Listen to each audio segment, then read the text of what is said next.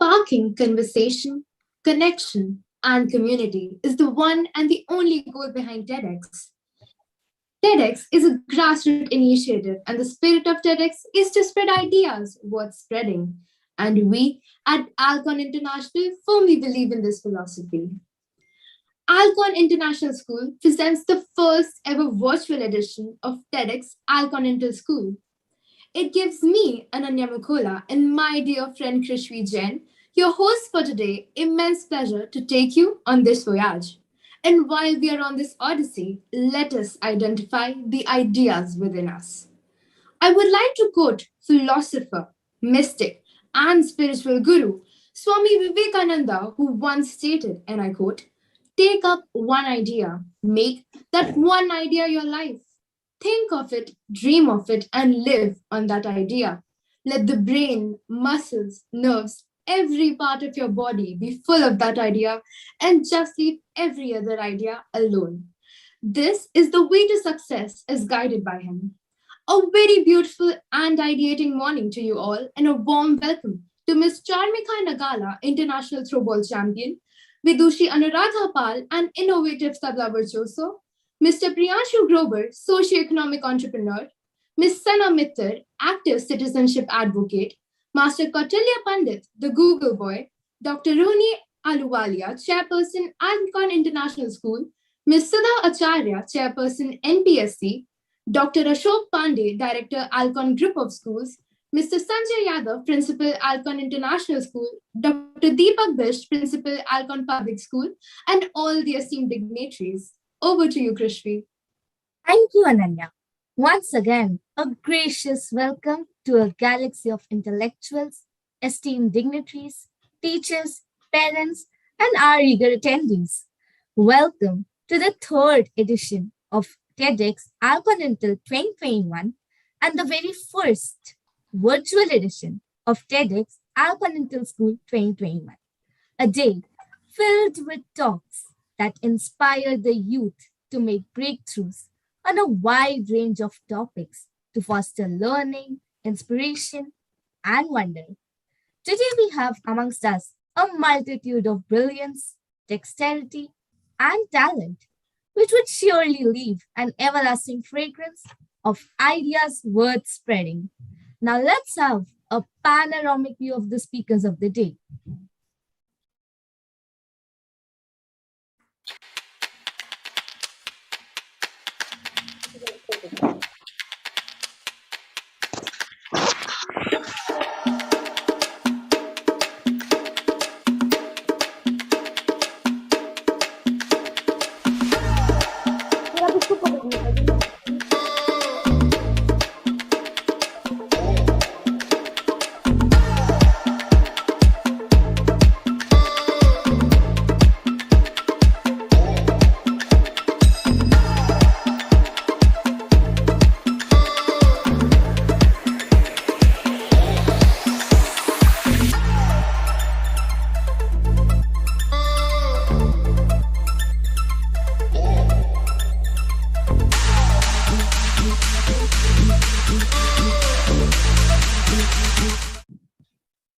We are extremely delighted and honored with your gracious presence. TED, as we all know, is a global platform that focuses on technology, entertainment, and design. It began its journey in 1984 as a conference which focused on the convergence of these three important fields that help people communicate as well as engage. Today, it encompasses almost all fields and issues, from business growth and scientific development to relevant global issues, and in more than 100 languages. To add to all this exciting information, did you know that TEDx, TEDmed, TED Youth, and TED Women are all organized under the TED umbrella? TEDx is an independently organized endeavor to promote the spirit of TED at the community level. Dear folks, the difference between who you are and who you want to be is the work that you put in, the efforts that you make. Always remember, a little progress each day adds up to big results. With this, we present a short video about TEDx.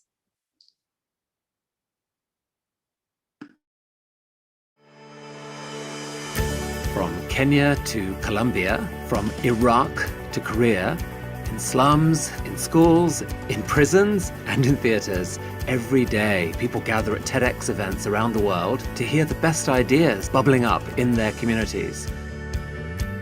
Today, you are part of a global conversation about our shared future. So what is this TEDx? TEDx is an initiative of the TED Conference, a non-profit devoted to ideas worth spreading. We grant free licenses to allow TED-like events to spread globally. This event today is based on the TED Conference format and ideals, but is independently organized by your local community. So please make sure to thank the team of volunteers who worked so hard on today's event. It's their ideas, dedication, and time that made it all possible. It's they who booked all the speakers, and the views you'll hear today are, of course, those of those speakers, not necessarily of TEDs. But we hope their talks spark an exciting conversation among you. This is a day for curiosity and for skepticism, for openness and for critical thinking, for inspiration and for action. The more you enter into it, the more you'll take out. And now, on with the show.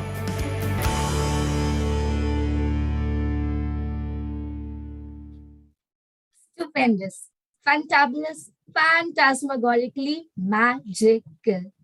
I am already super excited for the event. When you're surrounded by people who inspire you to work better, do better, and be better, anything is possible. And there is one such person who has inspired us time and time again. Headmaster, Senior School, and organizer of TEDxAhlconIntlSchool, Mr. Puneet Duggal. Sir, I would like to invite you to welcome the audience. Thank you, Vishwi. Good morning, all the esteemed speakers, Director, Alcon Group of Schools, Principal Sir, Mr. Sanjay Yadav from Alcon International, and Principal from Alcon Public, Dr. Deepak Bisht, all the dignitaries, the youth power of Alcon International School, the organizing committee, and happy today, very delighted today. The way these young students of Alcon International, when we look at their passion, their energy in terms of conducting this TED event. I still remember 3 years back when Director Sir Ashok Pandey came up with this idea of starting TEDx at Alcon International School.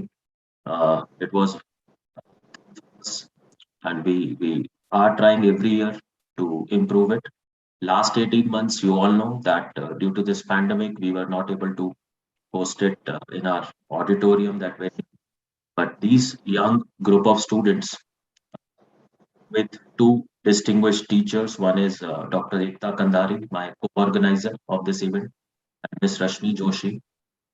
We all sat together and decided that yes, we are going to have this. Let us spread these ideas virtually also, because virtual has the power to connect with more and more people. And as you see that this particular TED event is going live stream. In previous events, we were restricted to 100 delegates only, and most of them were not able to attend. But I think this virtual platform has given us that opportunity. I would also like to speak especially about the girl power in Alcon International School. When they came to my office and they started discussing about this TEDx, I was so impressed. All the students were girl students. Later, I think few boys joined. The passion, the energy, their website, their brochure. They selected speakers based on their credentials. Trust me, I think when I look back, whatever hard work they have done in the past 3 to 4 months, that is something which is now spreading to the entire world. I think as Director Sir has already announced about one more TEDx, and we are excited. I think these students, once they leave the institution, Alcon International, they're always our brand ambassadors. Senior section, you have aware about our tagline that we prepare students for college, career, and life.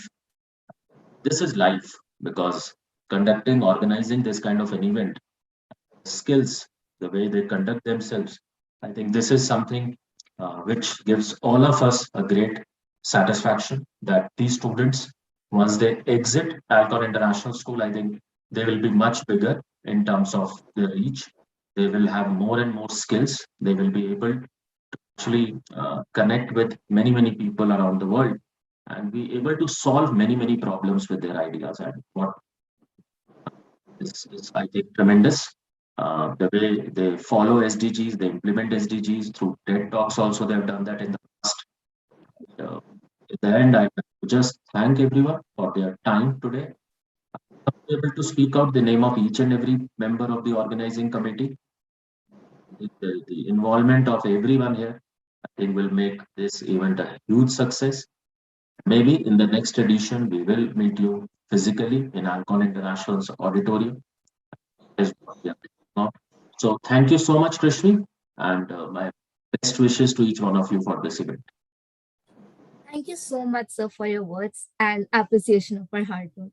It has put a smile on everyone's face, and we are so raring to go forward. At that moment, when you feel like you reach exhaustion and lack the inspiration to take one last step, that is when hands join to pull you up and push you to give your best. These are the people who wish to see you succeed, and this spirit makes up a team. We all have heard the quote that teamwork makes the dream work. Our journey towards organizing this TED event has been a challenging and engaging one. It has broadened our minds and our horizons. It pushed us to go beyond our comfort zone and work together as a cohesive unit.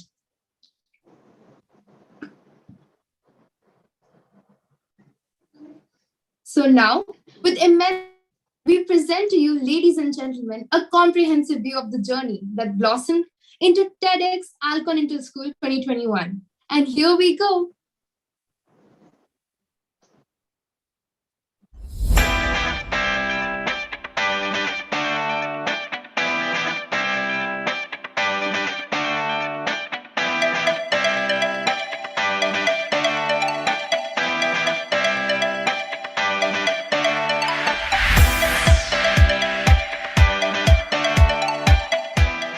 Thoughtful, grand, ingenious,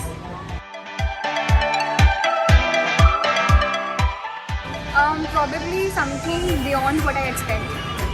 Exposure, experience, and perks.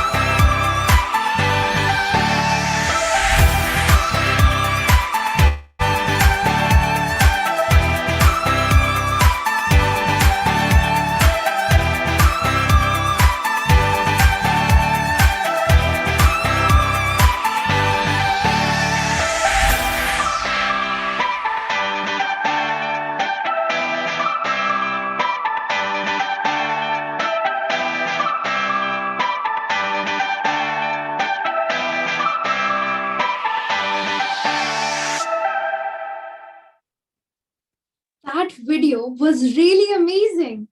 Did you know all of that went behind the making?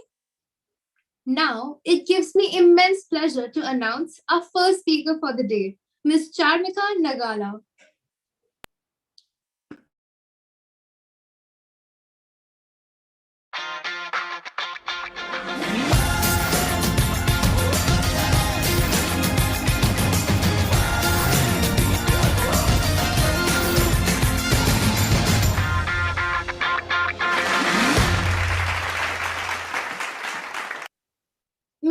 Charmika Nagala, a sportswoman who has unfurled the Indian tricolor with pride at international games like the Olympic Committee Games, Asians, and Indo-Thai. She is an epitome of inspiration for young girls. She is also a public speaker and a student entrepreneur. She is very dedicated towards quality education and women's rights in the country, serving the masses as a founder of a Girl Up Club in as many ways as possible and a social event based startup. She wishes to drive the dialogue of action. Ma'am, the stage is all yours. Thank you so much for a lovely introduction. I hope I'm audible. Right. Yes, ma'am. Yes, ma'am. All right. I'm super excited to be here and share the stage with such inspirational people, I must say. To introduce myself, I'm Charmika. Don't get it confused with Charminar just because I'm from Hyderabad too. I'm 18, and if I had to describe myself in 4 words, it would be a sports person, a public speaker, an entrepreneur, and most importantly, a constant learner. And today I'm here to talk about the beauty of exploration. By exploration, I don't mean exploring new places or cuisines, but rather experiencing different things and finding quote unquote your thing. So let me share an anecdote from my childhood. Till my fifth grade, I didn't really have access to any extracurricular activities where my school was just one compressed building. School just meant studying and exams, and I had a preconception then that education and studying were synonyms. But later I realized that education is also closely linked to social learning than just academic studying. But basically, 10 out of 18 years of my life, I haven't had the best access to extracurriculars. Just like most other Indian children, I was convinced and conditioned to the lifestyle that, I basically have to study hard, grind from high school, and get into IIT. The basic Indian conventional stereotype that you study for boards, get into good college, get a good placement, and at every stage you're compared to Sharma ji ka beta, and that is life. And later, when I shifted schools in 6th grade, I went to one of the best schools in the city. I saw that the people there think very differently. School for them was far beyond books and blackboards. And one thing that I commonly noticed on the first day itself was that they all think critically, they look for reasoning, they share ideas and speak up. So rote learning was sort of eliminated in the process. One day we basically had to fill this form to pick different club activities. There were so many options, oh my god, I was both surprised and confused at the same time. And that's when I knew I had to explore. I tried different things, got through a few, failed at a few. I went to singing classes, failed. I went to keyboard classes, miserably failed. I went to painting classes, failed. Like multiple things have gone down the drain. On the contrary, I realized that I like competitive sports a lot and I like sharing my ideas a lot through debates and public speaking.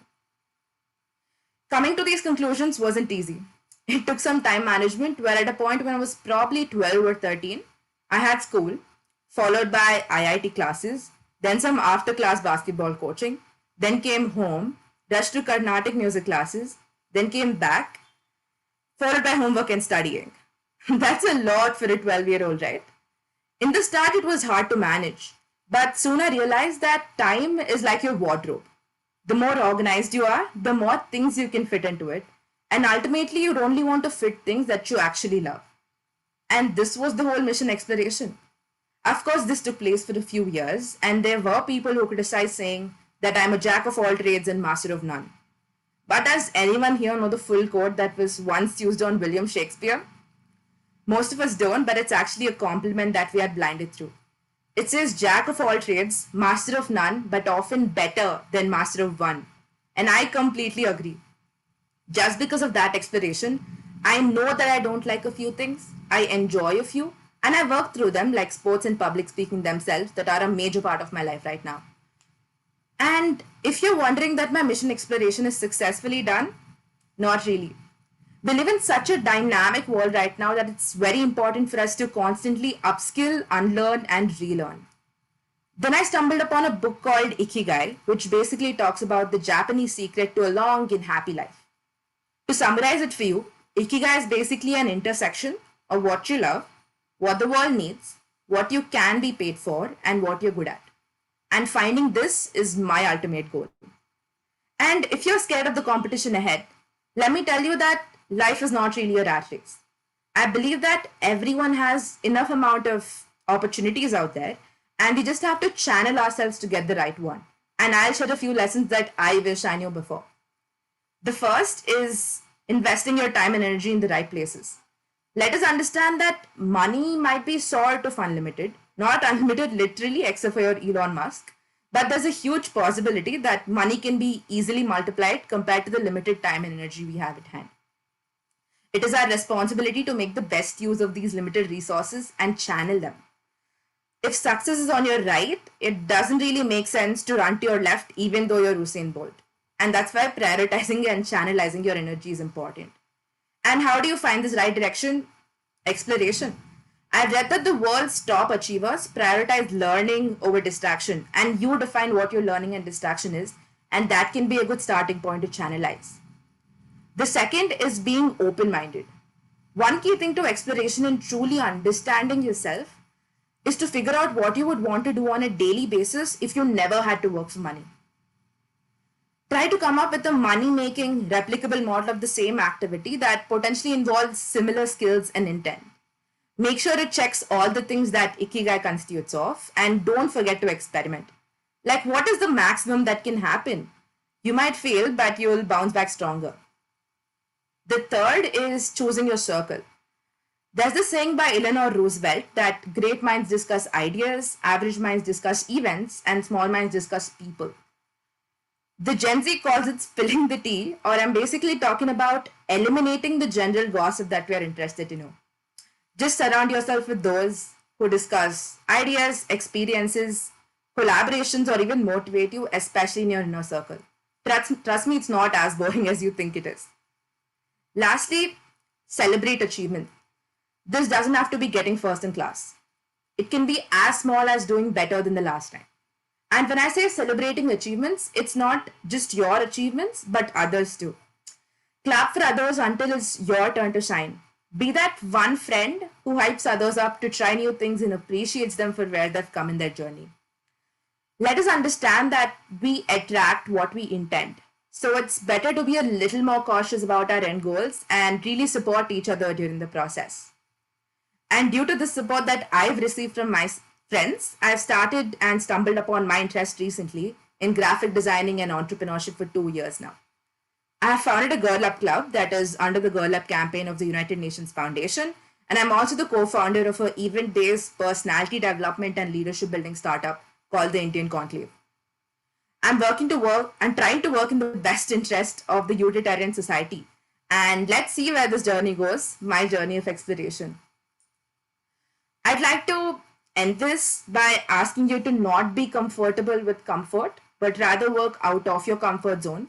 Channel yourself, be open-minded, find your thing, and absolutely kill it. Like Angela Blount once said, sometimes the most scenic roads in life are the detours you didn't mean to take. I would like to thank TEDxAhlCon International School for giving me this opportunity, and thank you so much and have an amazing day. Thank you, ma'am. It's an honor for all of us to have been graced with your words. Ma'am, you're really a symbol of women empowerment. The topic that you've addressed is so pertinent to today's generation.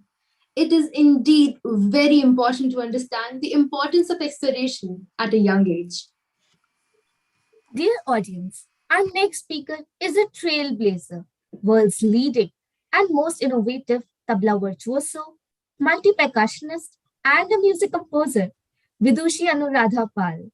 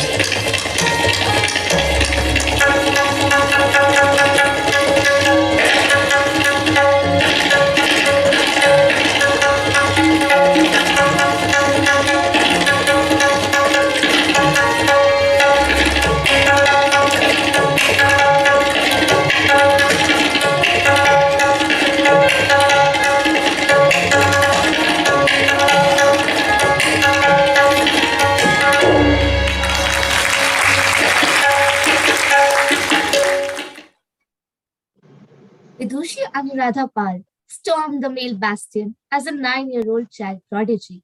Acknowledged as a creator of Tabla Jugalbandi with herself, she has formed India's first all-female band called the Stree Shakti and the amazing Sufi folk band called Sufore. She is famous for her masterful collaborations. Tie your seatbelts, dear audience, and let's be transported to another dimension. Over to you, ma'am. Good morning, friends. I am absolutely honored to be invited to speak on TEDx. In January 2011, a congresswoman in USA survived a gunshot to her left temple. Because language is controlled by the music, by the brain's left hemisphere, Miss Guilfords was unable to speak. As part of her arduous recovery, she underwent music therapy, which trained her to engage the right side of her brain, pairing words with melody and rhythm to bring back speech. She was able to sing a word before she was able to even speak a word. And the damaged areas of her brain were circumvented through music. In my life too, when I tragically lost both my parents in quick succession, it was music that healed me. I belong to an academically excelling family, and yet something drove me to learn vocal and tabla when I was 7, and I started performing when I was 9 years old. Despite practicing and learning music for several hours daily, I was also able to excel in academics and sports. In college, I founded Surarsas events to organize and present concerts of Indian classical music. This helped me to win several friends, and I even managed to get several encores from the rock-loving college crowd for my classical tabla solo. By creatively engaging the lone listeners into an interactive story of a mother waking up her daughter to attend lectures at college, the sleepy daughter resisting, and the mother getting angry and finally sending her to college. This kind of, and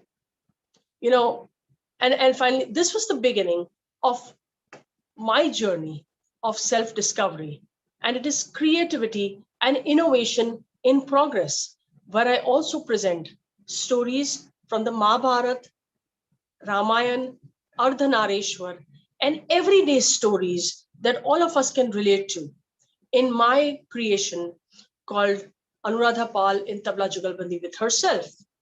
I'll say a short composition for you, something that denotes this, that the mother is in a hurry to wake up the child. She's saying, look at the time. The daughter is sleepy and she wants to go for the next lecture or miss college.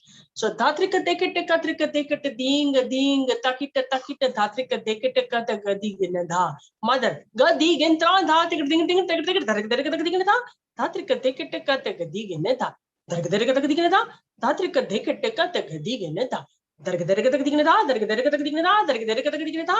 So this is how, this is a language of the tabla, which I use to communicate the stories. And this creation is called Anuradha Pal in Tabla Jugalbandi with myself. This I have presented for the President APJ Kalam and many other dignitaries.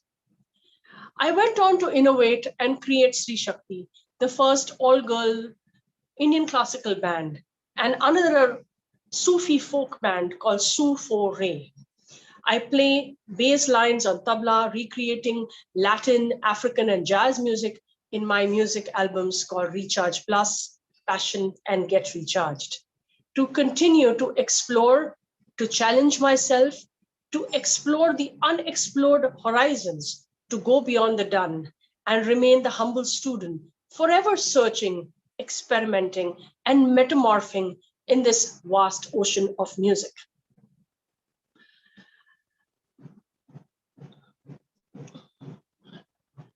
In fact, scientists have found that music stimulates more parts of the brain than any other human function. Extensive research in music therapy have proven that playing a musical instrument or listening to music can positively enhance brain strength, brain health, and function. Music will enhance the mood, promote learning, increase intelligence, focus, concentration, and ward off the effects of brain aging, a typical problem these days. Let me share a short anecdote. I was performing in 6 cities in Brazil with my world fusion band Recharge for the prestigious Festival of India.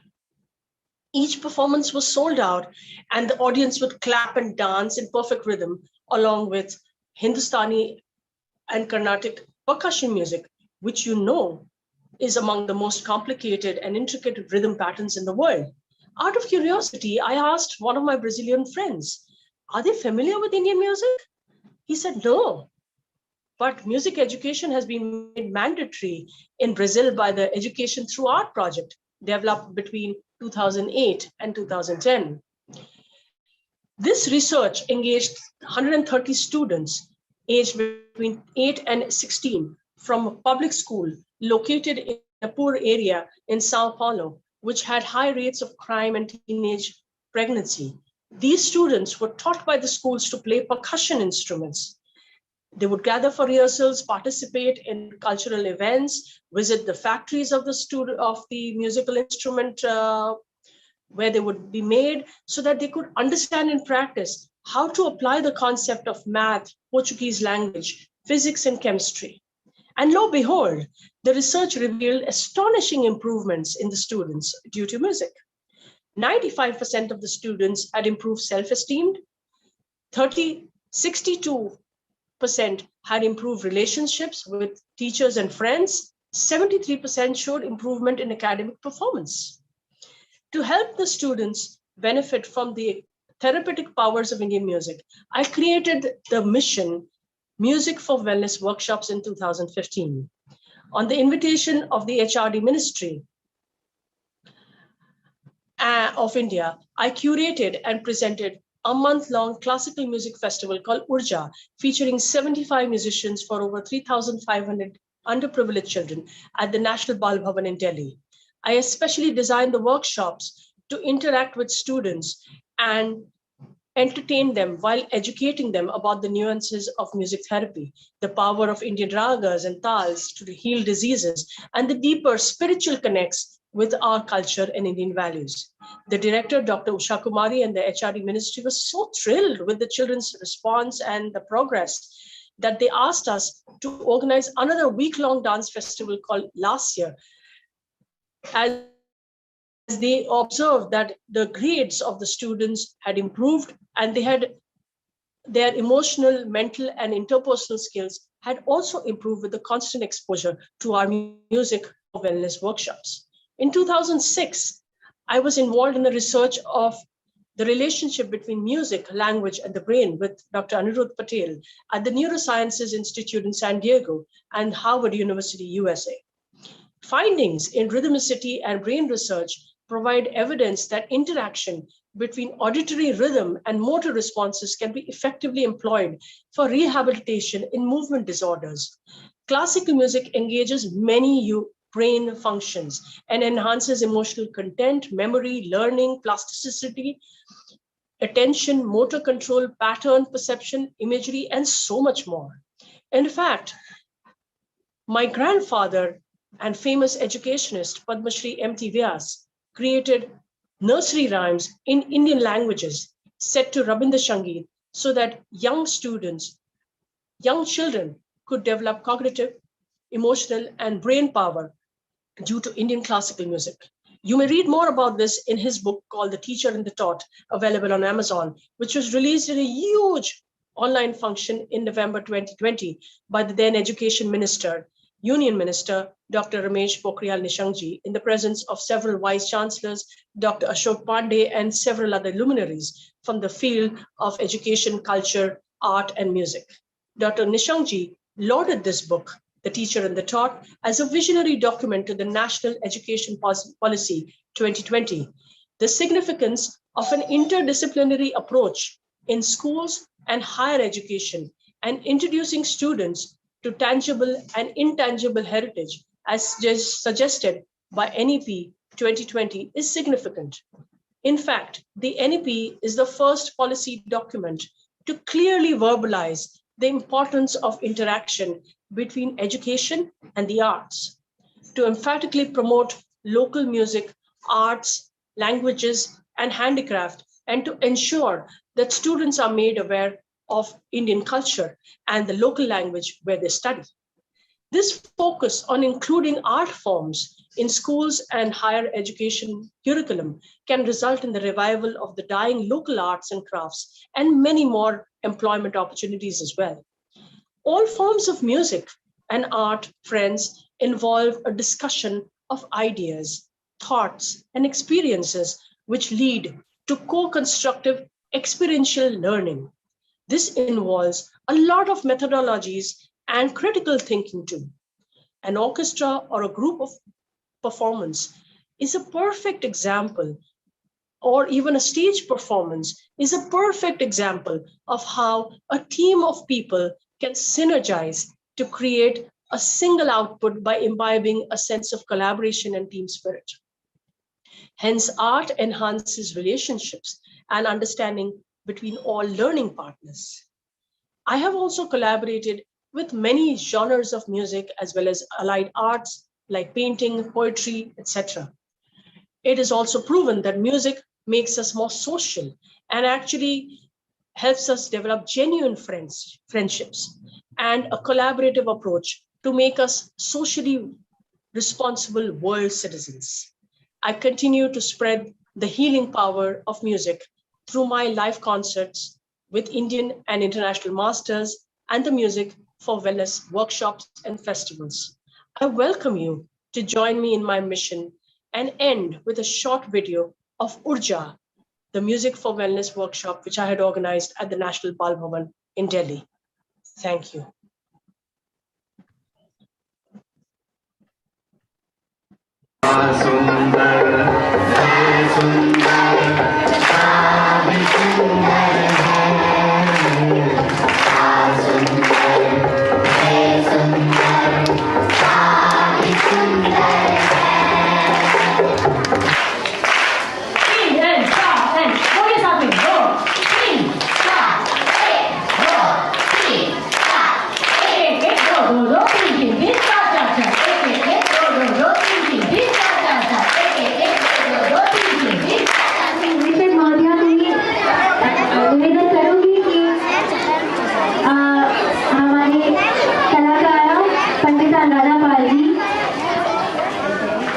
सम्मानित करें उन्हें स्मृति चिन्ह भेंट करके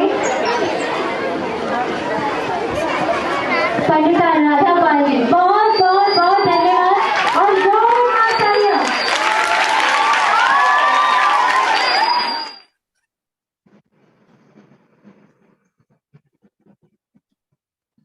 Thank you, Mom. Your ideas were truly captivating for us.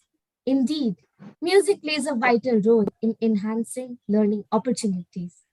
Ma'am, your endeavors through Music for Wellness workshops proves that sometimes music is the only medicine the heart and soul needs. Once again, thank you for ideating us about a whole new approach towards learning and life. Thank you. It's my pleasure. Thank you, ma'am.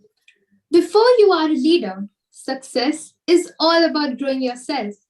When you become a leader, success is all about growing others. A great leader sees the invisible, feels the intangible, and achieves the impossible. With this, I would like to call our erudite principal, Mr. Sanjay Yadav, to address the audience. Thank you, Ananya. So, it's indeed a matter of great pleasure and pride to be addressing at this third rendition of TEDxAhlCon International 2021. What a great moment. And yes, the day which is marked as Universal Children's Day. So I dedicate this TEDxAhlCon 2021 to all my wonderful children, the youth, the power, and of course, just a day after having celebrated International Men's Day, today we have displayed at Alcon the power of our girls, women power, and we are here to explain, we are here to rather exhibit that yes, the men folks here, they are all there to support, because we know it very well, without having the support and the insight as well as the passion of all our women, we cannot make this world a better place than what it is. So indeed, my welcome on behalf of Alcon family to esteemed speakers of the day. We could hear two of them right now, Miss Charmika for her wonderful journey, and Vidushi, another ma'am. And of course, we do have Mr. Priyanshu, who is going to talk about Master Kautilya and Miss Sana. So let me extend a very warm welcome to each one of them.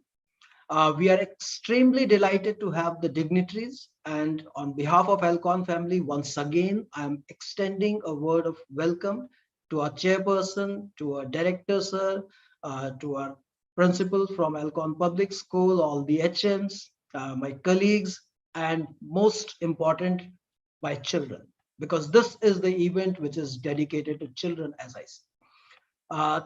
I want to thank everyone for accepting our invitation, for joining this wonderful thought. And you know, when I looked at the title, which has been so beautifully thought of, Beyond the Conversation, the Unexplored Horizon, it gave me, connected me to a saying which is well known to us, and this is what I dedicated to all my children, that when looking at infinite horizon, you should know that you are also the horizon for that infinite horizon. So when we are looking at somebody who is inspiring us, remember that there are many others who are looking at us also. And each one of you, we are here to reiterate that each one of you has that infinite power. First of all, you need to feel it. You need to connect it. As Anuradha ma'am very rightly said, that when she is talking about Jugalbandi with herself. So this is a platform where we want our children, our youth to have a Jugalbandi with themselves, to know their best, because you are, I've always said that you are your best judge. And never ever think that tomorrow you are not going to be an inspiration for anyone. Yes, it all comes, number one, with passion. Second, you have to live that dream. And third, you also have to work hard, because nothing comes, each one of them, those who are here to inspire us today, if you read about their journey, nothing comes easy, especially when you are following your own conviction, and when you are going to follow the path which has not been followed by others. The term TED, which refers to technology, entertainment, and design. So of course, we have had the role of design and entertainment earlier, but this virtual rendition of TEDx brings in the immense power of technology, and especially at a time where the world is looking for this support to connect with each other. It has yet shown us another horizon. It has helped us explore that yes, where there is a will, there is a way, and the way needs to be found. So I want this journey to inspire thoughts, to bring it into action, to go beyond your conviction, to put in all your efforts, because each one who is attending this event today should at least make a promise with himself or herself that I'm going to find the best of myself and make it better every coming day. I'm going to find my passion. If you have already found, well and good. If not, explore yourself a little more and make a roadmap. Don't ever hesitate in putting in any extra effort which is required to achieve this, because each one present here, including you, believes in, and these speakers who are sharing their thoughts and ideas are here to make us believe that something which was seen as unachievable, something which was seen moving beyond conviction, has been achieved. There are millions of people who have achieved this. We don't have to look for inspiration beyond, but it is within. Of course, I want to thank my team for generating this spark and giving that wing for everyone to fly. We at Alcon are thankful to TED organization for allowing us to host this third rendition. And as it has been expressed in our wish list that yes, our Alcon family, so including our Alcon Public School, they will also be hosting, because the whole idea, which has been mentioned, that ideas worth spreading. So we need to create more and more opportunities. We need to connect with more and more people, be it physically, be it virtually, but let those ideas create many more. And the last thing on my wish list is that all those who are attending this TED Talk today, let there be some of you invited as speaker for our forthcoming rendition of TED Talk. So with this simple wish, I am here to compliment everyone, to welcome everyone, and let the show continue. Thank you so much, sir, for always guiding us towards the adept path and motivating us to put our best foot forward. You kindled the flame of creativity and enthusiasm in us, and we are truly grateful to have you as a mentor. Dear folks, as our next speaker, we are proud to have amongst us Mr. Priyanshu Grover, a law student and a Harvard Act to Impact awardee.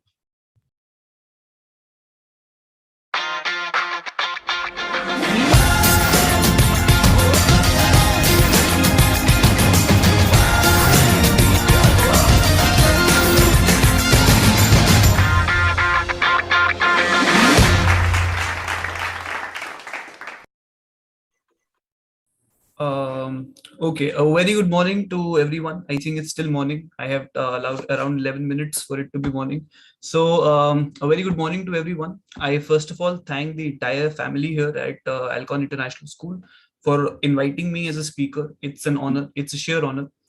Other than the kind introduction that the team has already given about an intellectual Harvard Act to Impact awardee and all of these nice things being said, I would like to tell you something not in my introduction, and that's where I would like to start. So I am a lawyer who does not actually want to become a lawyer. No, it's not a mistake. I'm very proud of undertaking the course. I love studying law. And yeah, I do not want to become a lawyer. I'll come to that in some time. There are two stages at everything. It's a beginner stage and a pro stage. So I put the pro in procrastination. This is my achievement. Other than that, I also put the word over in overthinking, because I am an overthinker who often takes sessions and talks with people on overthinking, and that is also my forte, because it comes from a person who overthinks a lot. And is it a bad thing? Is it a good thing? Maybe a fascinating thing about the human mind something will come to also while I'm talking about what I'm talking about today. Other than that, I have this constant strive to be different.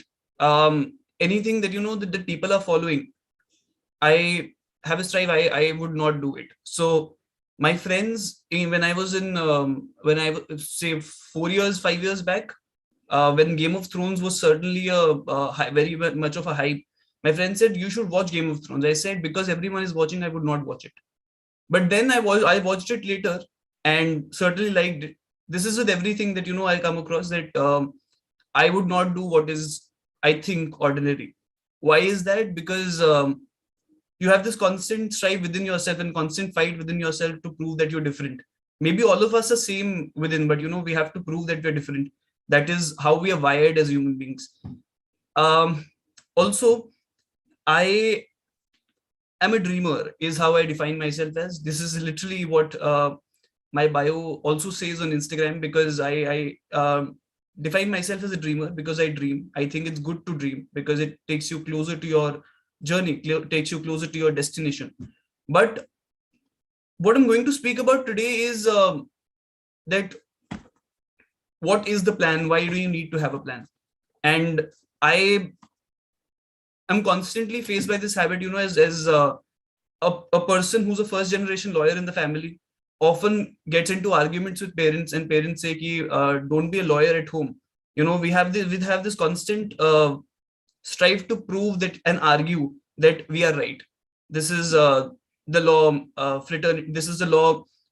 Gene speaking from me. So we have a strive to prove that and argue that we are right. So I will argue and explain to you why it's not important to have a plan, and why should you should not have a plan. And I'm saying I will persistently argue about this. So in light of this, let's talk about what is a plan, and what happens when you plan. You plan because you want things to go by your way. If I say today I plan by the age of and you might see that you plan at the age of 3 that I want to become, and this is a common goal that most of us share, either doctor or say I want to become an astronaut is something I've heard from people who are into their young age. I wanted to become an astronaut, and it's common with a lot of kids at a young age, which changes to certainly when you are a little mature, you want to become an engineer or a doctor or a lawyer, or say set professions. Then you realize ki nahi yaar, doctor kyun banna hai? Why should I become a doctor? And then you finally start choosing when you become mature what is actually that you want. The idea that I'm trying to highlight here is that as human beings, we are wired to make a plan, and we are wired to plan things.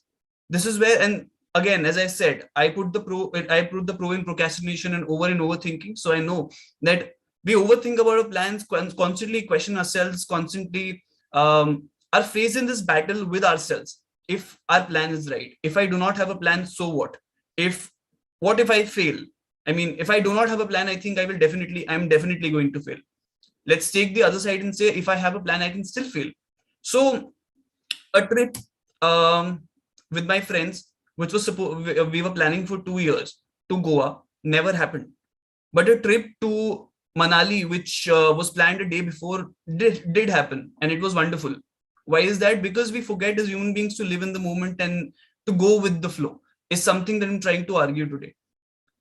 Do not make a plan. Why? Because when you make a plan, you invest your energy rather than focusing on what is right in front of you to what you want your future to be. Yeah. And I think this is where as human beings, we mess up a little. So what I'm also trying to highlight here is that, we constantly fear failure, and we say, I want to make a plan because I don't want to regret later that I did not make a plan and still failed.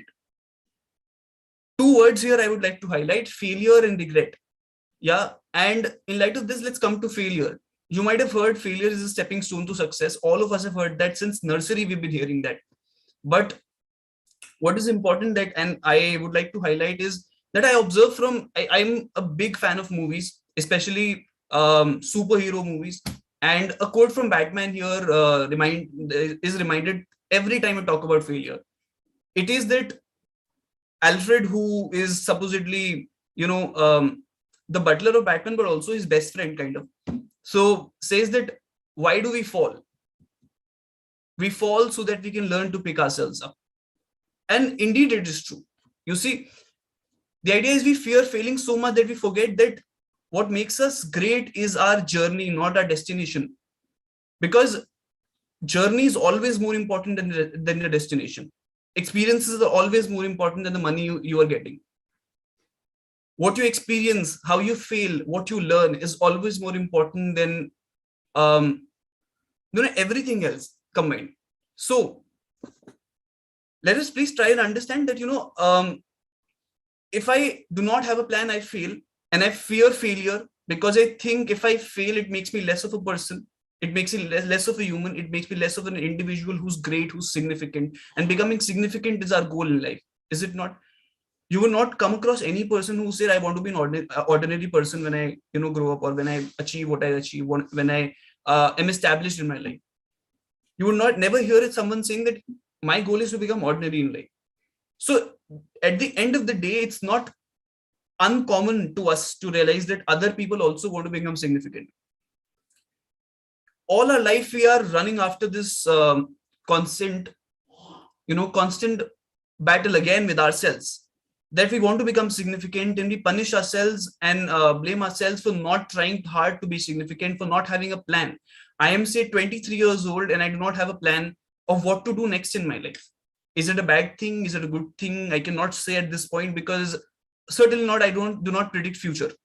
But what I can say for sure is that regret is a word I used. And do I regret anything I've done in my life so far? No. Because everything I've done so far has taught me something. Everything I've done so far has taught me what to do and what to not do in the future. Is it bad to fail? Is it bad to come across unpleasant experiences? No, because that is certainly, what protects you, what helps you grow as an individual, tells you what to do in the future, what not to do in the future. And it's a misfortunate situation, that we have to see that all our lives we escape, we run away from failing, when it's the most important thing you ever need to have in your life. Someone also pointed out here, and I'm honored to be amidst great speakers here who are so inspiring, who are so brilliant. Someone pointed out here that step out of your comfort zone. I say that's absolutely necessary, because you would never learn until you do not step out of your comfort zone. But what is also important is you do not have to be a hero every time, and understand that I have to take the hard way.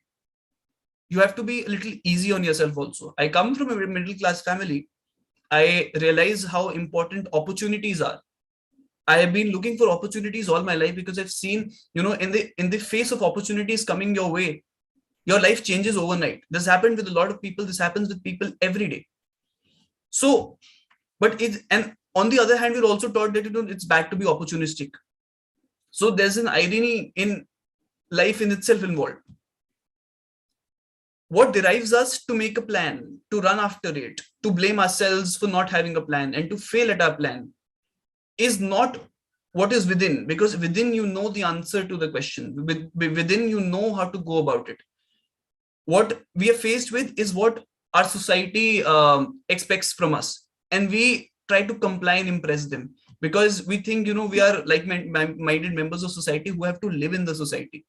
If I do not impress the society today, and if I do not follow the plan that's supposed to be there, how would I make a difference? So it's certainly, and this question that I have to choose a passion, I have to realize what is my goal in life, what is my ikigai, as Charmika also pointed out, is important, certainly very important. But is it that at the age of 23 today, when I'm delivering this TED talk, have I figured out what to do in my life? Maybe not. But can I say by an year from now, I will be able to figure out? Maybe, certainly will be. I may figure out a plan. But by the age of 40 or 60 or 80, your plans will still change. It's an ever-evolving process. You will never be able to figure out that this is the goal of my life. It would certainly vary. It would certainly be on this same lines that, I want to, for a person who's a lawyer, does not want to become a lawyer, is how I introduced myself in the beginning.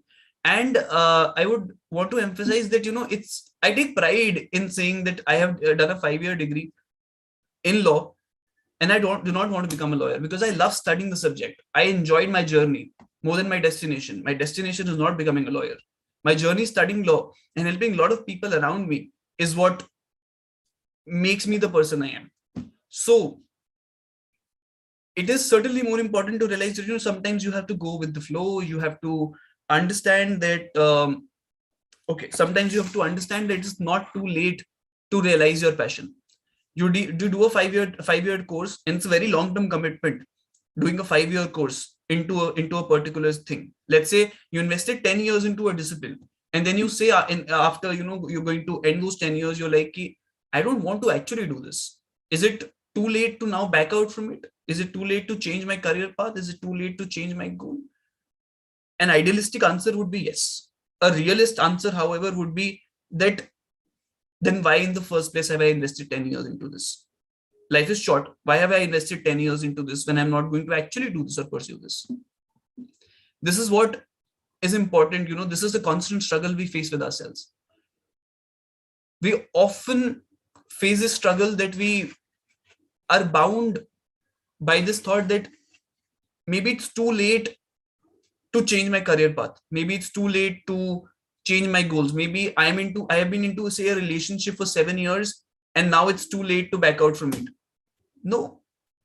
I mean, you would certainly be torturing yourself by being into something you do not like. At the end of the day, what is the dream? Doing a job, going home, sleeping sound and safe at night, thinking that, yes, I'm making a difference. I'm doing something I'm meant to do. Is it not? I think it's common for all of us.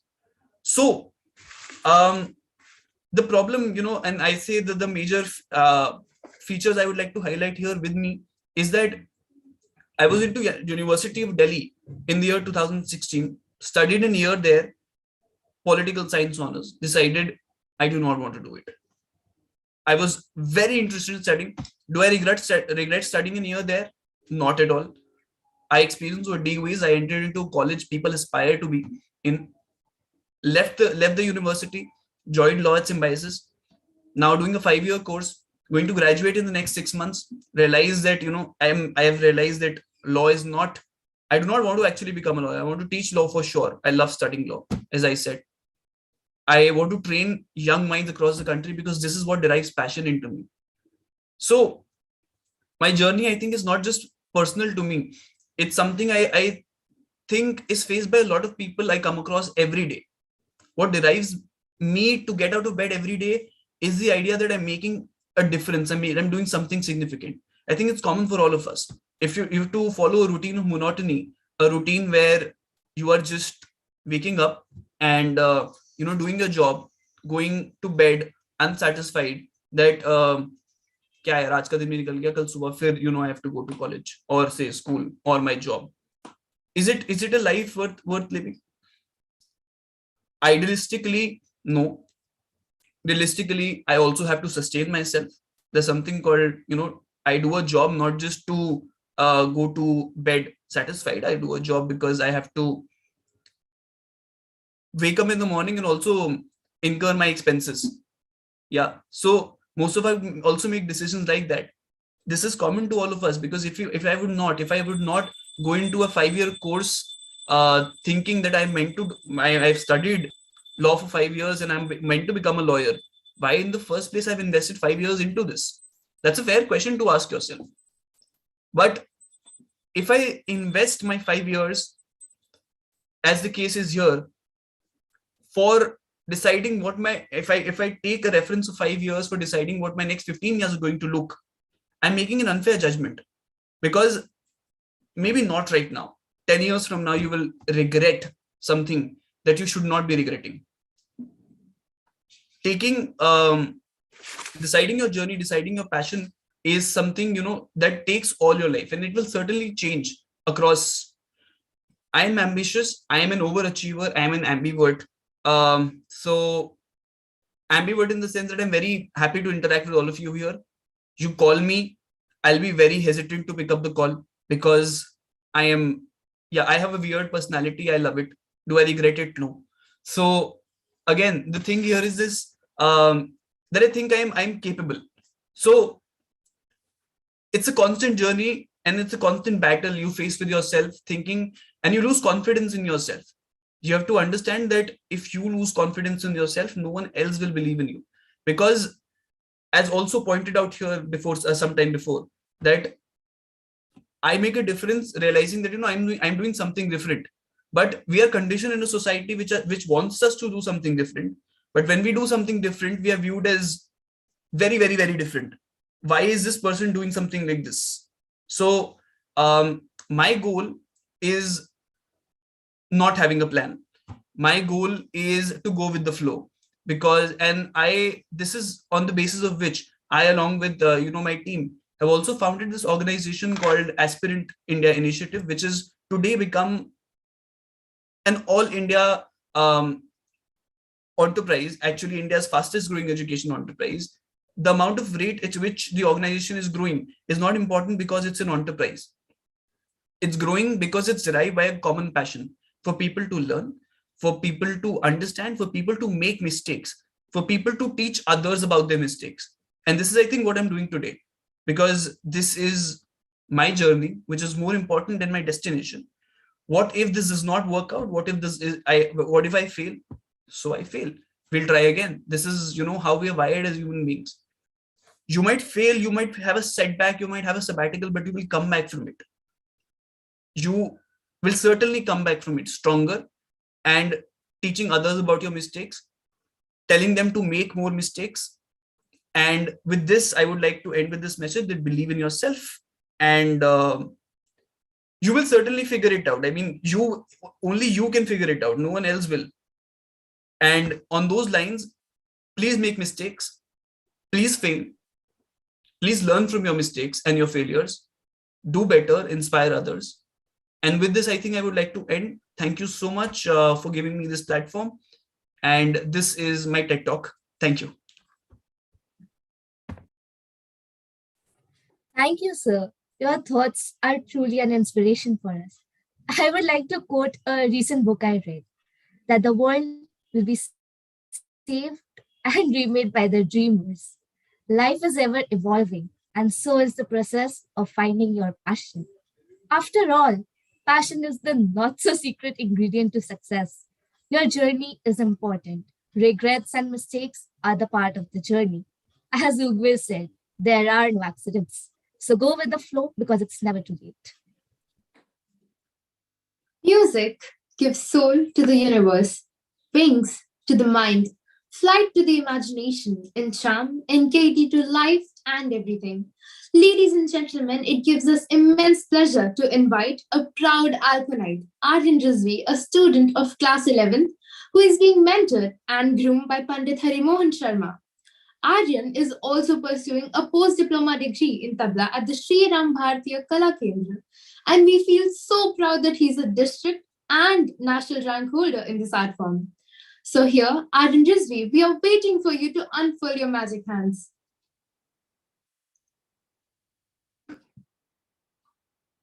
नमस्कार, आज मैं आपके समक्ष ताल रूपक बजाने का प्रयास करूंगा। इस ताल में मैं पेशकार, कायदा और कुछ टुकड़े बजाऊंगा। रूपक ताल एक 7 मात्रा की ताल है जिसमें एक खाली, 2 ताली और 3 विभाग हैं। इस ताल का प्रयोग तबला सोलो वादन के अतिरिक्त भजन, गीत, गजल और कव्वाली जैसी शैलियों में भी किया जाता है। आशा है कि आपको मेरी ये प्रस्तुति पसंद आएगी।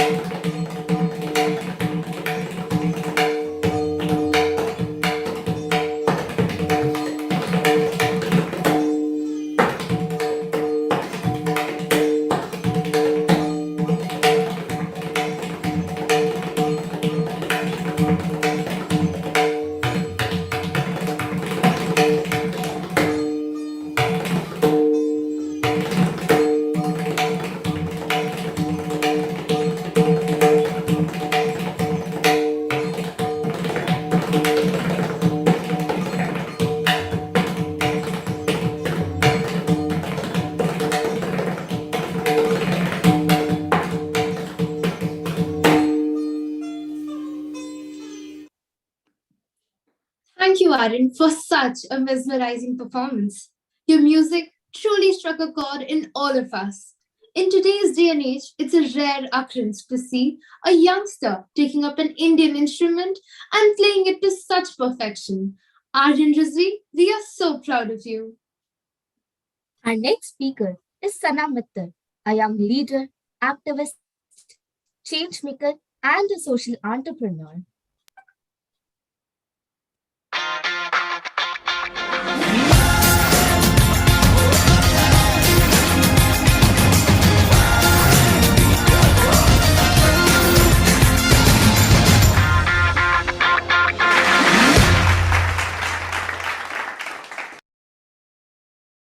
Through engagements with organizations such as the United Nations, Sana Mittal has focused on issues like gender equality, peace, mental health, and other socio-economic concerns. Ma'am, you're truly an idol to our young generation. Ladies and gentlemen, she has also been awarded the Making a Difference in the Committee Award by the University of Warwick, as well as the prestigious Diana Award. Ma'am, we welcome you to the stage.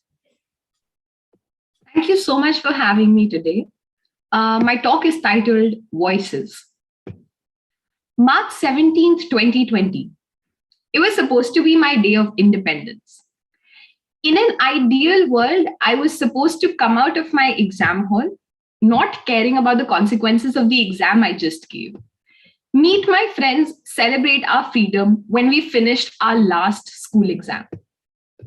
But in reality, I wore my mask, stepped out of the exam hall, sanitized my hands, didn't hug my friends, sat in my car, and just came home. It was at this fleeting moment that I realized how futile that board exam was at that time. How futile it was to spend sleepless days and nights worrying about it, how futile it was to let go of things that I loved doing because I had to concentrate on excelling in that exam.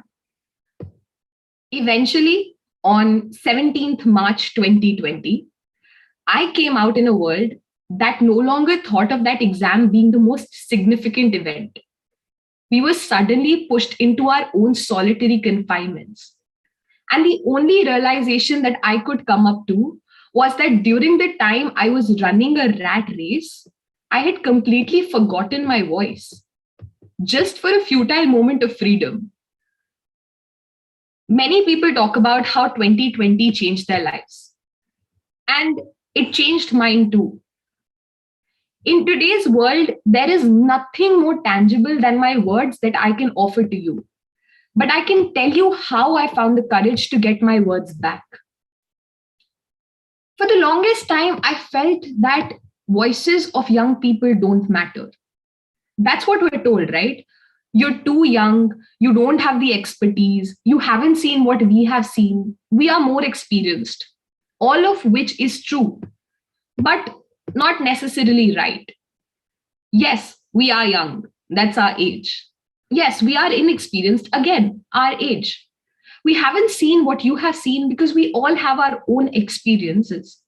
And you are more experienced because we are still experiencing life just like you are. Then why is it that we must shy away from raising our voice? Lose it in a process of becoming expert robots? Why must we be afraid of our own voice? With the onset of the pandemic, while millions of experienced experts felt voiceless, I learned to recognize and use my own voice. I learned to advocate for change. Even during the most tough times, I learned to channelize my passion into my work and exercise the sheer unapologetic virtue of dedication that I had. Along with 150 other young people, I worked on a 4-month long digital campaign to spread awareness and extend our help around issues of gender equality, mental health, fake news, hate speech, all issues that increased during the pandemic. I understood the amount of privilege I held when I had a safe environment to work in while our country was facing one of the biggest humanitarian crises, the migrant crisis. And so, to put our platform, our voice, and our privilege to good use, we set out to fundraise with Oxfam India and managed to raise 500,000 rupees for vulnerable communities. And it was this experience that made me realize the true extent of my knowledge and privilege, and how I can employ my learning to propagate inclusivity and compassion in society, even during the most challenging times. There was a lot of helplessness during the pandemic. And while the pandemic was way beyond my control, I believed our response as a society wasn't. I felt the need to replace the hatred, the misinformation, adversity, and ignorance that fueled during this time. And I knew I couldn't help a million people, but I could at least help one. And I didn't want to shy away from that responsibility. And that is when I learned to raise my voice. I learned to advocate for change even during the most tough times. And I no longer felt that I'm a helpless young citizen that cannot create positive change. I now believe that I have the ability to foster change, not by arrogance, argument, or disagreement, but rather by empathy, by kindness, and by discourse. This realization led to the development of many important questions in my mind about the fate of the world, where it's headed, what the possible repercussions of the pandemic may be, and how can we solve these problems. It led me to start my own social enterprise, Global Volunteers Action Network, to enable people by creating volunteering opportunities and giving them a platform to work on causes that they are passionate about, to help them find their cause, their calling, and their own voice. I was recently also given the opportunity to represent my organization at COP26 for a forum organized by UN Women UK. And I heard from the most inspiring people in the world, top leaders, corporate giants, youth environmentalists, and activists. But the only voice I found missing was that of the common person, someone like you and me. Because for me, climate action did not begin at goals of net zero, lowered carbon emissions, or clean energy fuels. It started with no wastage in my kitchen. It started with segregating waste in my locality and recycling and upcycling the things that I owned. It started with voices of the youth, voices for collective action, and voices of hundreds of people who give their words to the fate of this earth every single day and were not present in that room. I once heard a story about a Gurkha rifleman who was trapped in southern Burma, who walked alone 600 miles to escape the Japanese prison that he was put in. His journey was 5 months long, though he never needed to ask for a way because he never lost his way.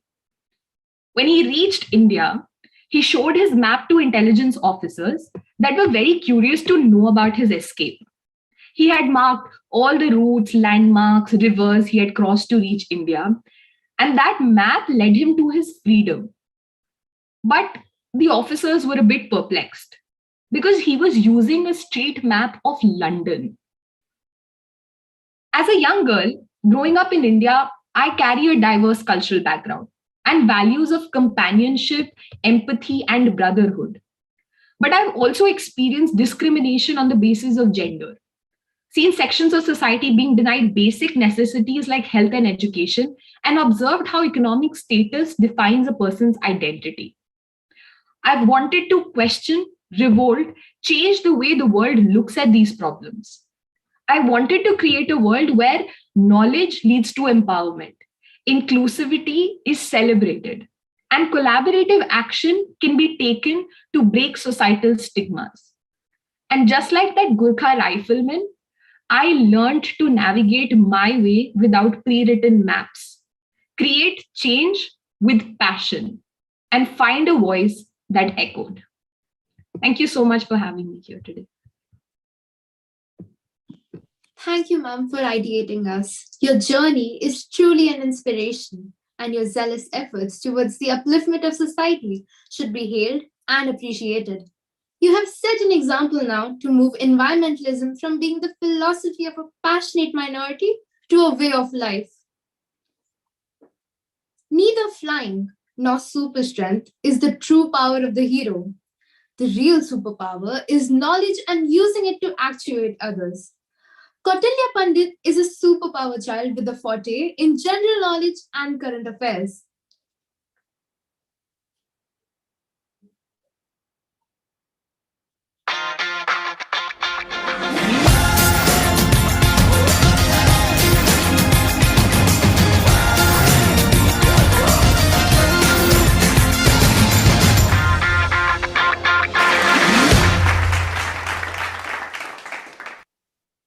And dear folks, the most amazing thing about Kautilya Pandit is that he can recollect the general details and statistics of 213 countries off the top of his head. Isn't that amazing? And yes, our Google boy has been awarded the Bal Munshi title. Dear audience, without further ado, let's invite the child prodigy, Kautilya Pandit.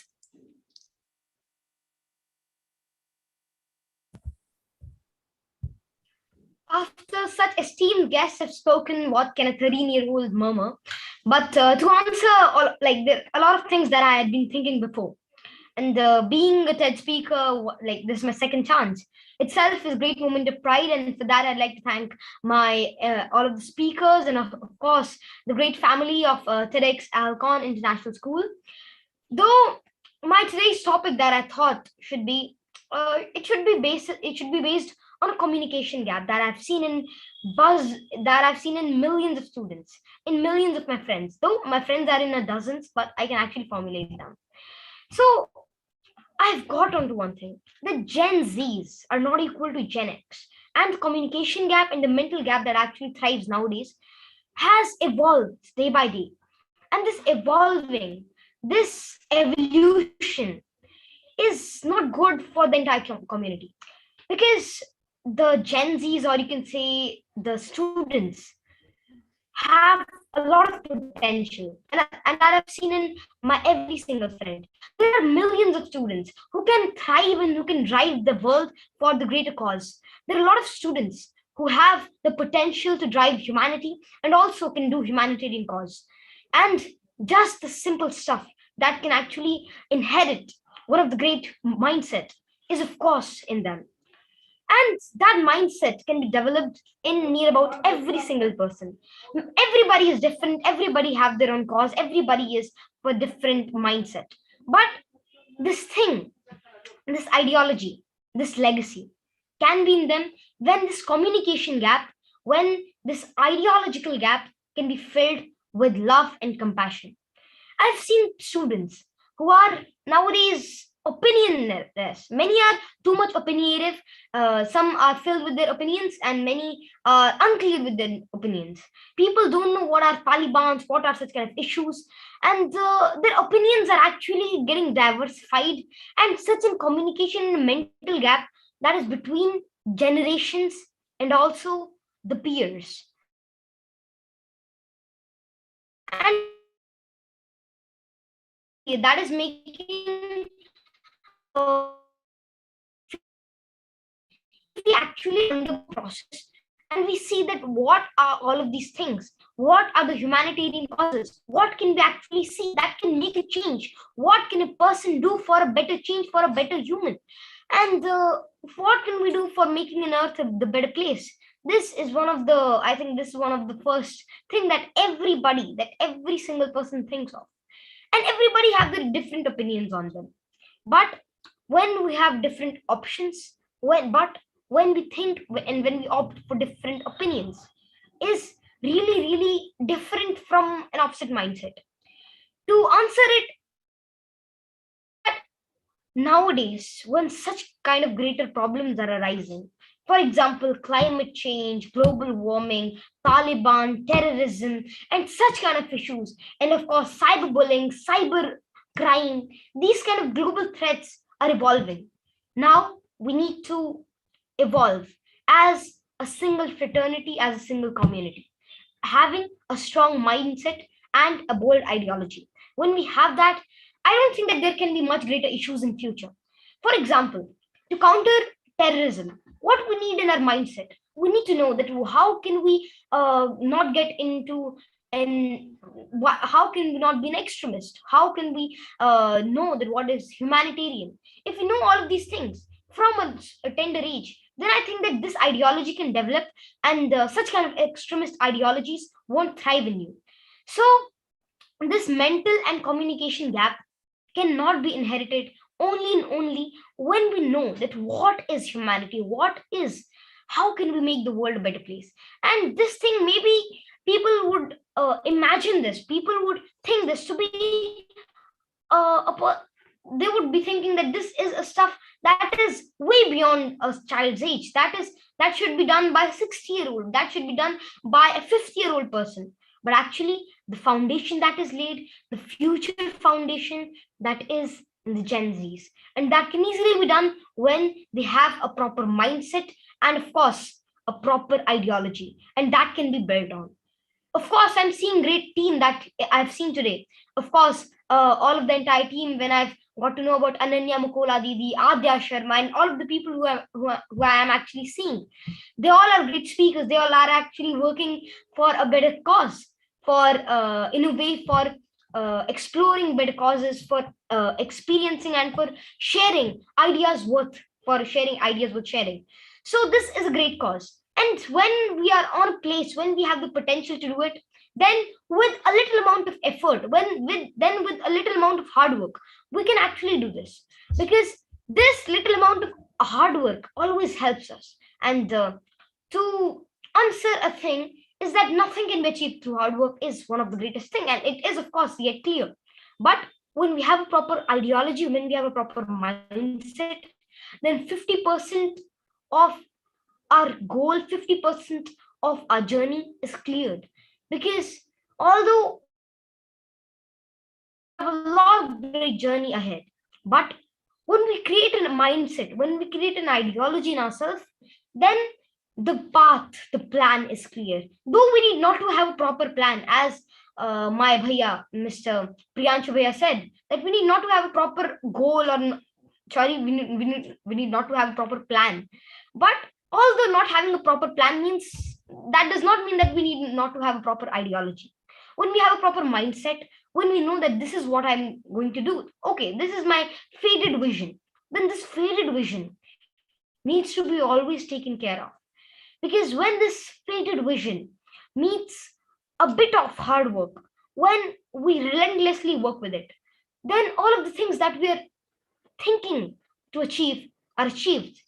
And I'd like to commemorate one of, I think, the great poets and one of the great lines of Sri Harivansh Rai Bachchan, कि वृक्ष हो भले खड़े, वृक्ष हो भले खड़े, हो घने हो बड़े, एक पत्र छाह भी मांग मत मांग मत मांग मत, अग्निपथ अग्निपथ अग्निपथ, तू न रुकेगा कभी, तू न झुकेगा कभी, तू न मुड़ेगा कभी, कर शपथ कर शपथ कर शपथ, Agnipath Agnipath Agnipath.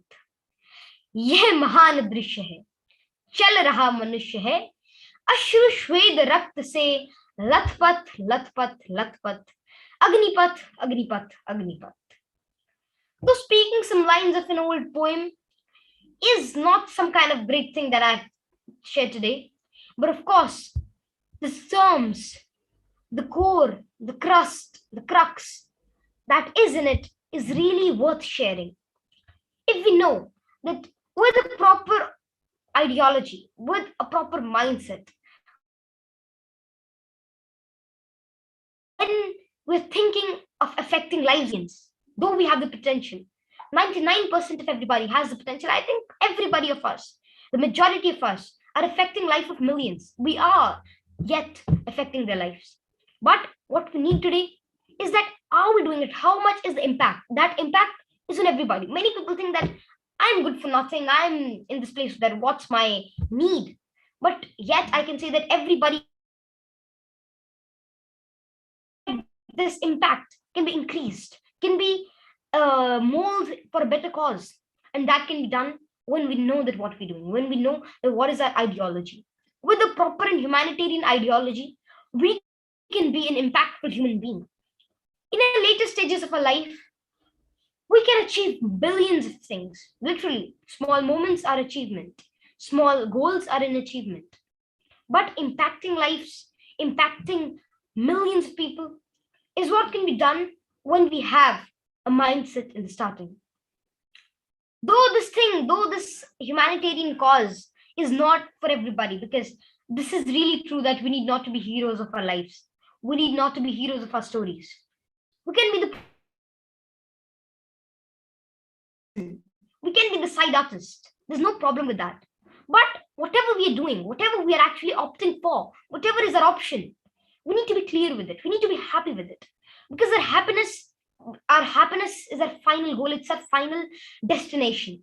The efforts, the relentless work, the hours that you're spending are all for just the simple cause. They're just for the simple destination. This is what we're going to achieve. This is what our final goal is. And that is happiness. It's really simple. That can be achieved to millions of ways. You have bunch of things that you can do and you can achieve that happiness. But to achieve that final goal, you need not to be thinking of being in your comfort zone. And that is what I think the first speaker of today, Charmika ma'am, has actually addressed on. If we think that we will be going to impact millions, we will be going to impact many people, our friends, they are our peers. Our peers are not just limited to a bunch of 20, 30 people in our classroom, but rather the entire generation. I think this can be done. I think ideology can be inherited. If we think of impacting a lot of people, if we think of doing something like that, that can be done when we have a proper offset, when we have a proper mindset. And though we need not to be the perfect ones, we need not to be the person who is actually doing great stuff. We need not to be prodigies. We need not to be the person who is actually charming from a young age. We need not to be attention seekers. We need not to be the class favorites, the teacher's favorite.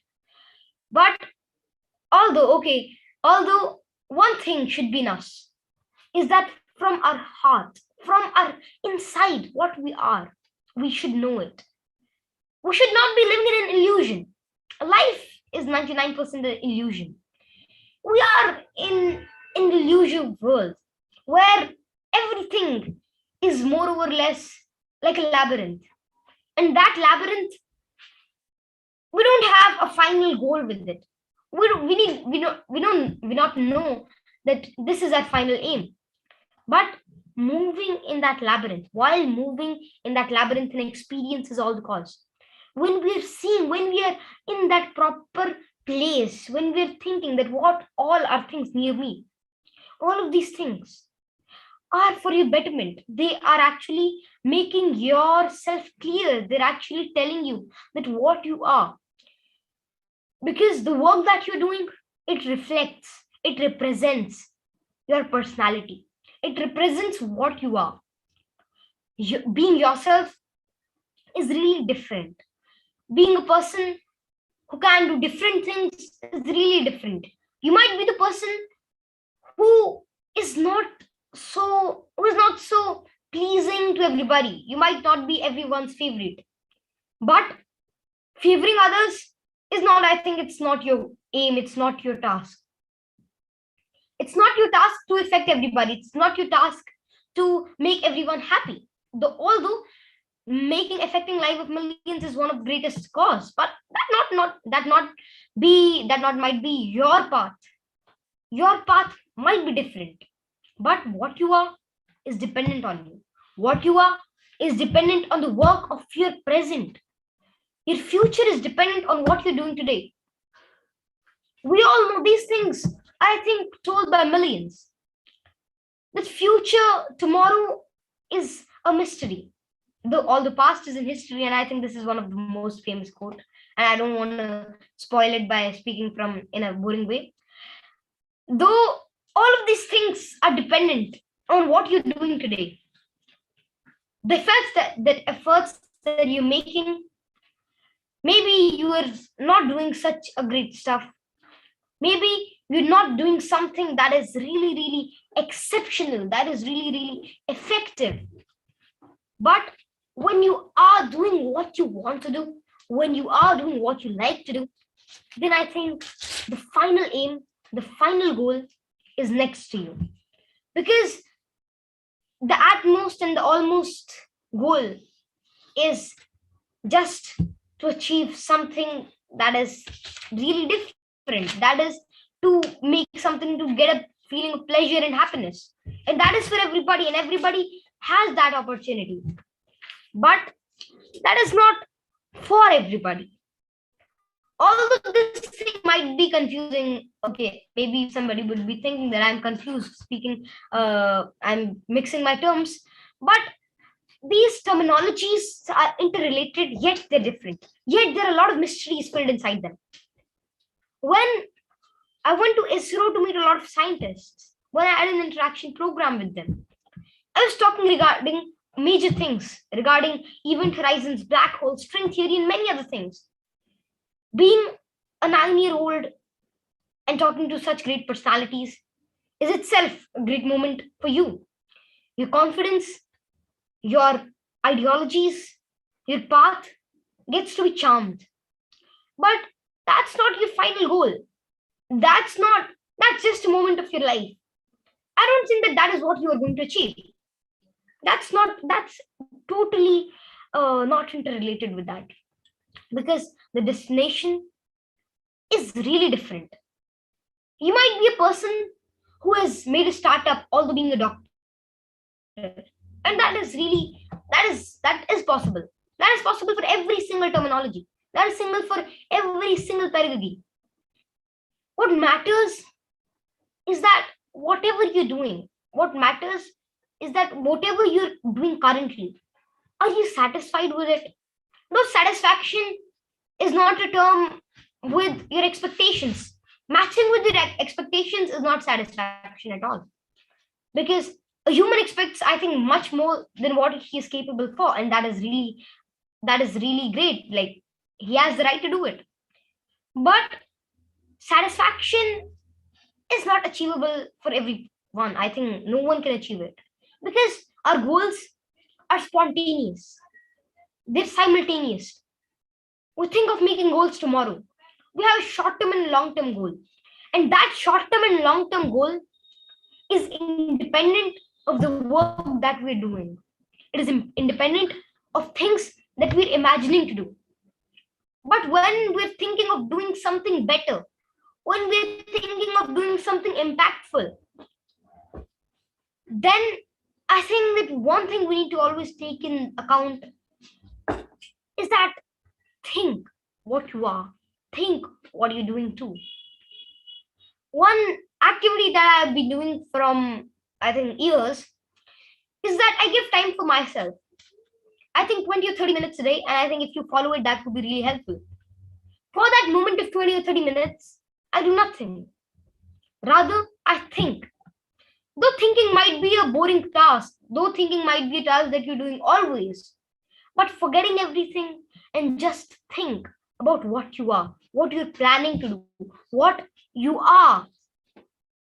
What is you? What are you making of? What are you making of?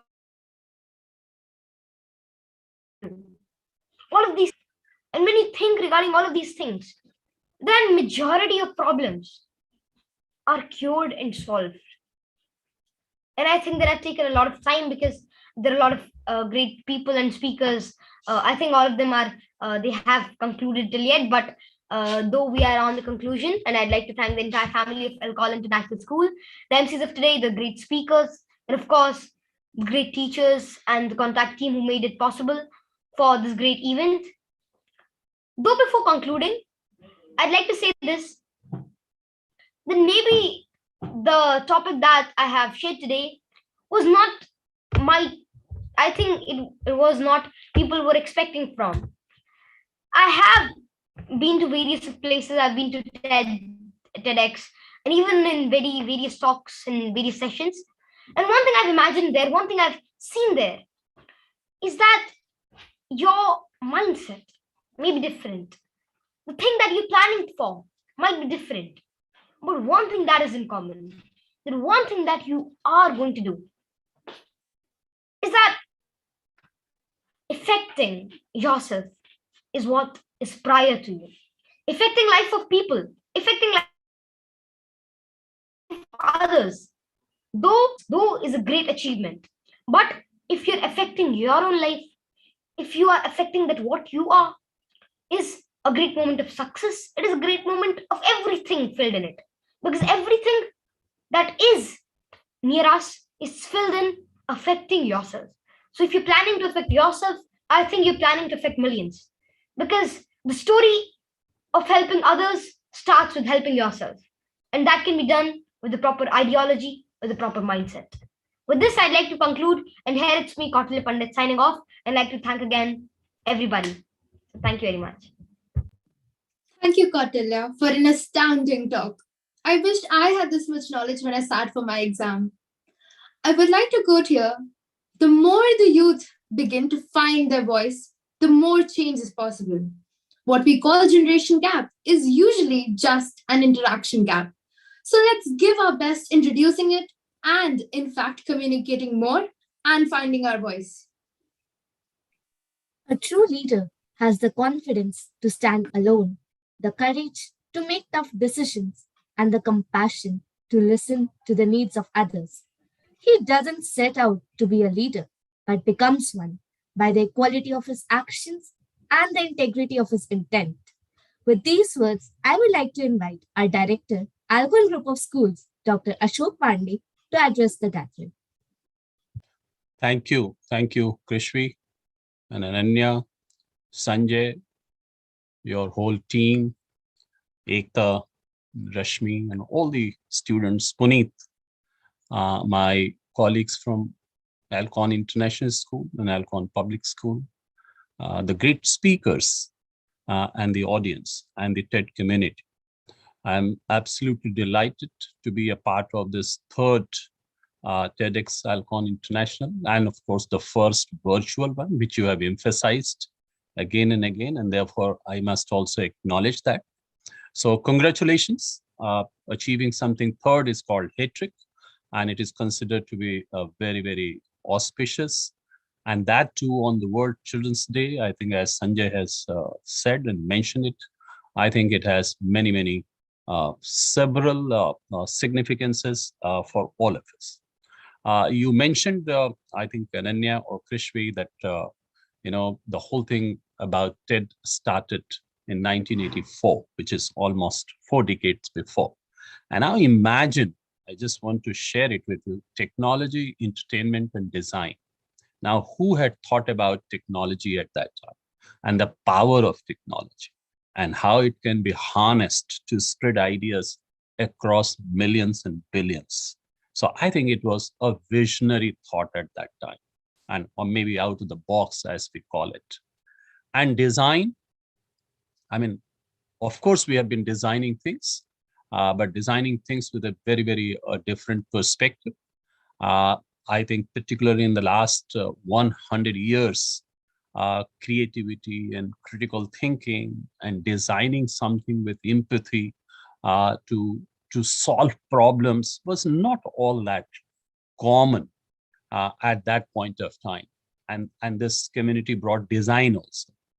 And the third thing in the middle is about entertainment, which was, of course, very popular. And it is one of the very essentials of the human being, as I understand it.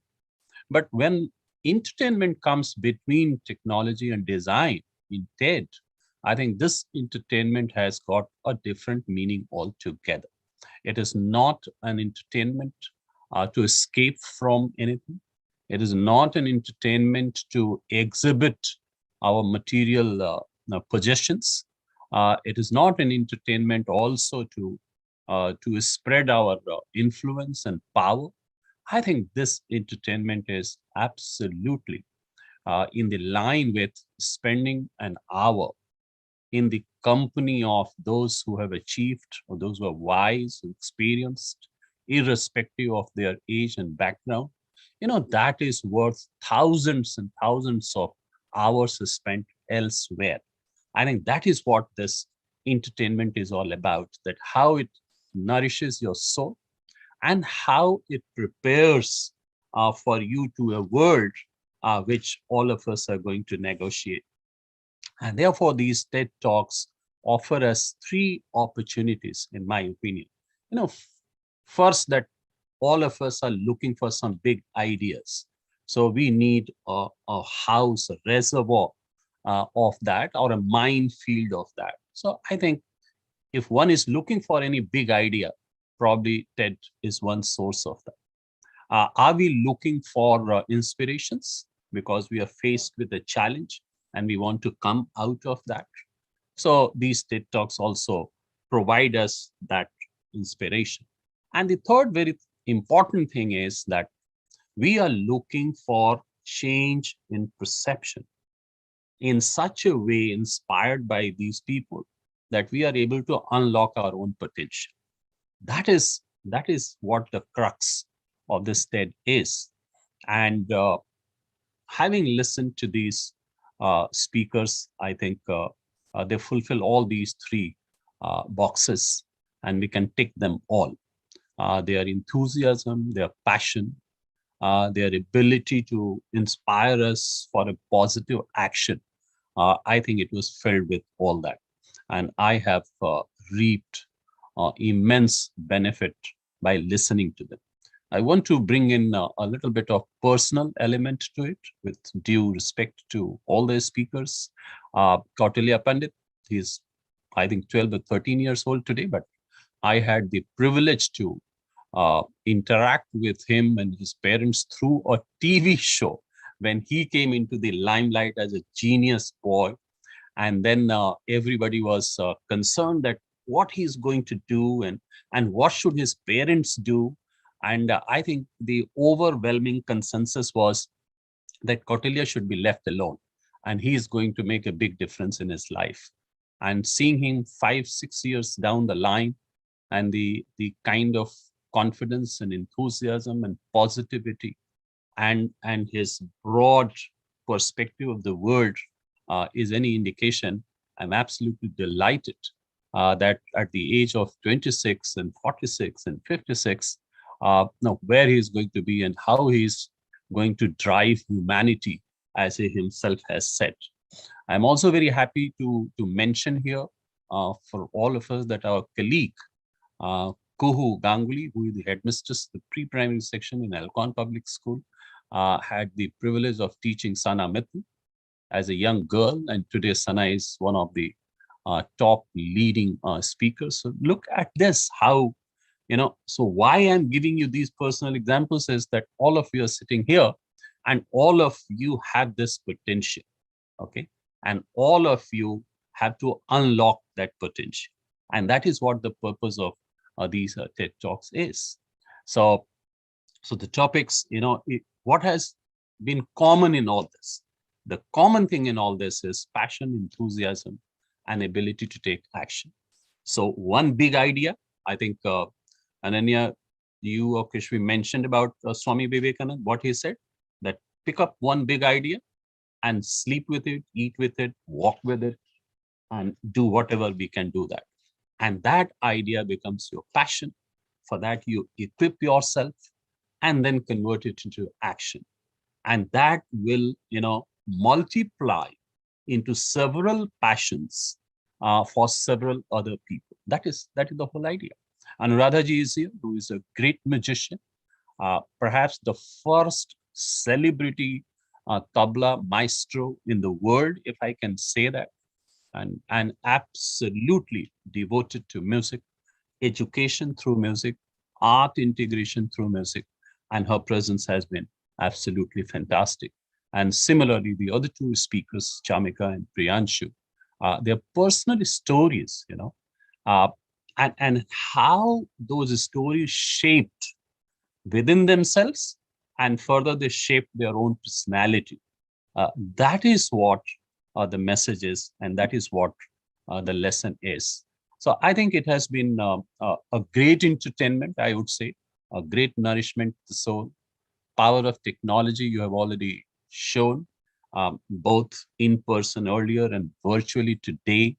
And you designed this whole program with a lot of creativity and with a lot of empathy and compassion. So you have lived through the actual spirit of TED, and all of you deserve my compliments and congratulations.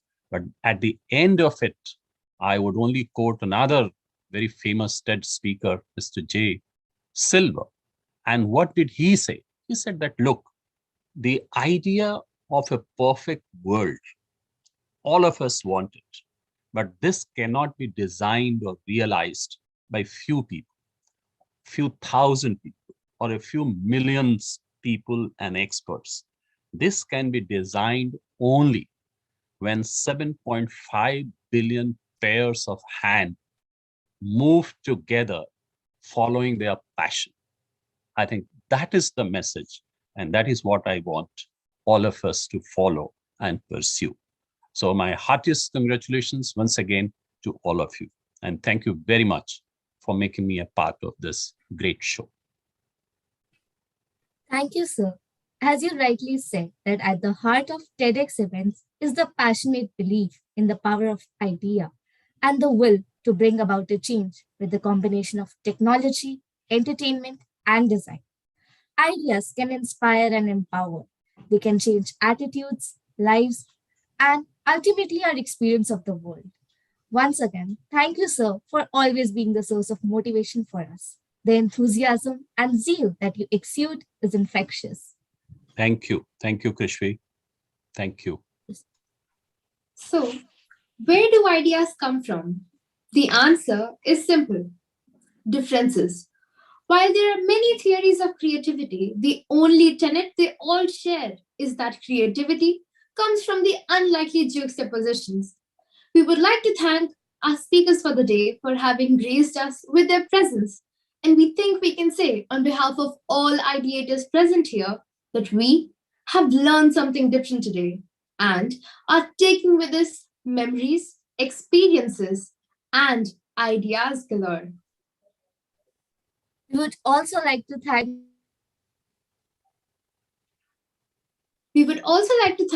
all of you for being a great audience. The event might have ended, but I believe that it has opened the doors for a new learning, new initiatives, and splendor encouragement for everyone present here. With this, we draw the curtains to TEDxAhlconIntlSchool 2021. We look forward to seeing you next year, hoping to inspire, encourage others to ideate. Thank you. Thank you. Congratulations. Thank you, sir. Thank you, everybody. It was a wonderful show, and thank you, everybody, for the invitation. Thank you. Thank you, Anuradhaji. Thank you. Thank you. Thank you, sir. Thank you for joining. Thank you, sir. Thank you, sir. I hope you enjoyed it. Oh, Of course. absolutely. Absolutely. Absolutely.